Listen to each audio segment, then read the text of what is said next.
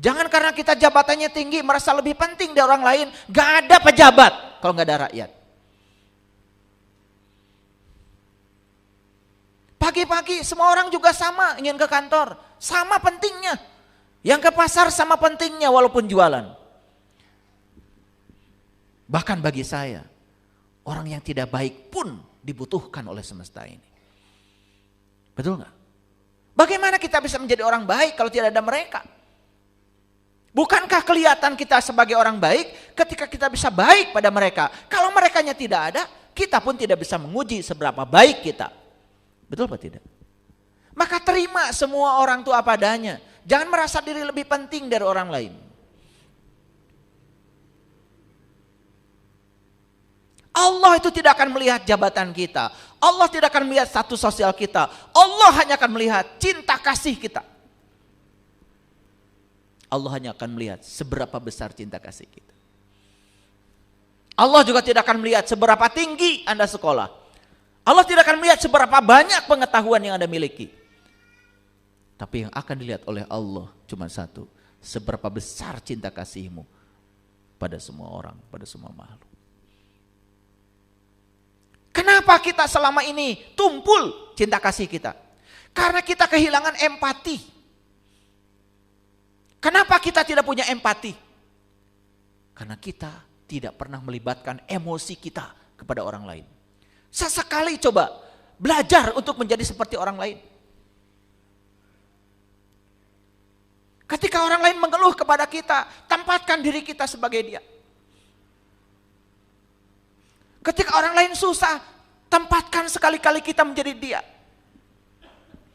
Asah empati kita. Asah empati kita. Itu yang akan kemudian membuat derajat kita semakin tinggi. Empati. Lihat orang lain susah, kita diam. Dan terus menerus hidup mewah. Tanpa ingat kepada orang lain. Kita sudah kehilangan empati. Nilai manusia terletak pada sisi kemanusiaannya.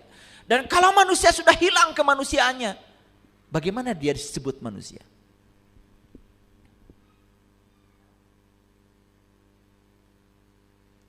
Bahkan berani merendahkan orang lain, berani menghina orang lain, mencaci maki orang lain.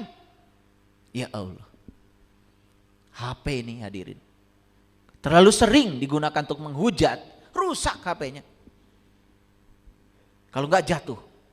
Jadi kalau lihat HP nggak mulus, itu jangan-jangan HP-nya terlalu banyak dipakai untuk menebarkan energi negatif itu. Ini hukum alam. Makanya kalau lihat orang perilakunya seperti apa, lihat aja sekarang HP-nya. Bonyok-bonyok HP-nya, itu pasti ada masalah. Saya ngomong, bener loh serius ini. Karena saya mengamati. Apapun barang, kalau dijaga dengan cinta kasih, dia tidak akan rusak. Sama seperti tubuh kita.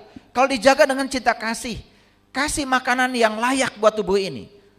Kasih nutrisi yang bagus buat tubuh ini. Kasih pikiran yang bagus buat pikiran ini. Tubuh ini tidak akan sakit. Dia akan melayani kita. Jadi kalau tubuh sakit, berarti tubuh ini terlalu sering dipakai untuk melakukan sesuatu yang di luar kesenangan sang pemilik tubuh ini. Paham ya? Paham? Oke. Jadi terserah kita. Apakah kesulitan itu menjadi beban? Apakah kesulitan itu akan menjadi tantangan? Semua terserah kita. Makanya disitulah kita harus menambahkan. Apa tadi? Menambahkan kebaikan. Makanya cuma dua solusinya. Satu, miliki keyakinan bahwa segala sesuatu pasti berubah. Dua, miliki semangat untuk menambah kebaikan.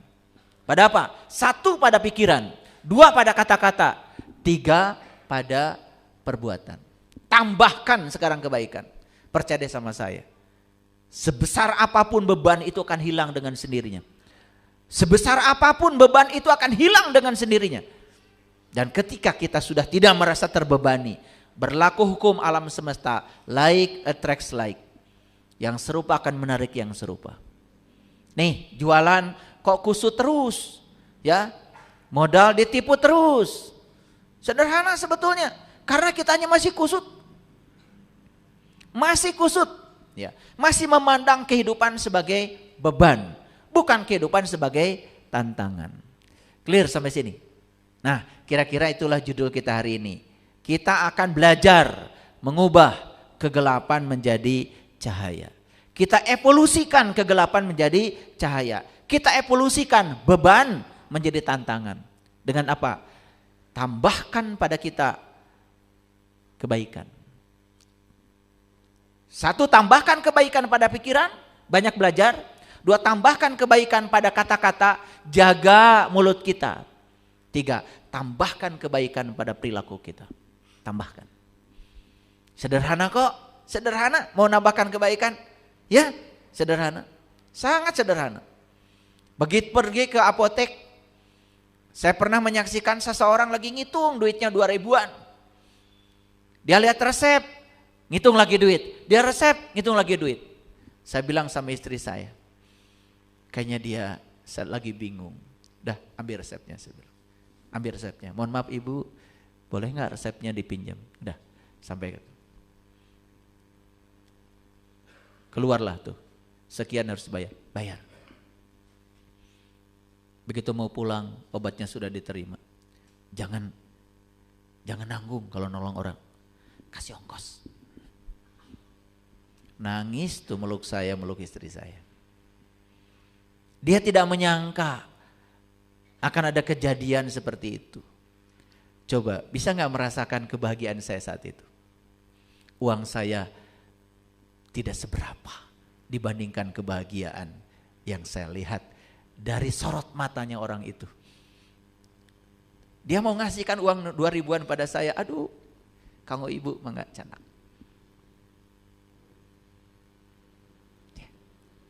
Itu empati namanya. Empati. Coba belajar menempatkan diri di posisi orang lain.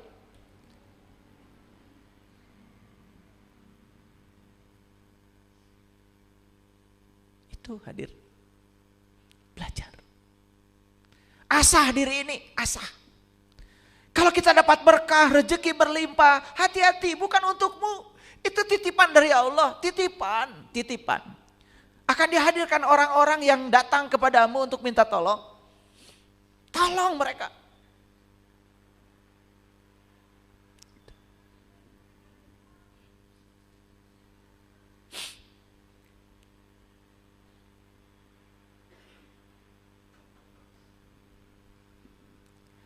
Jadi semua manusia itu sesungguhnya mewarisi benih cahaya.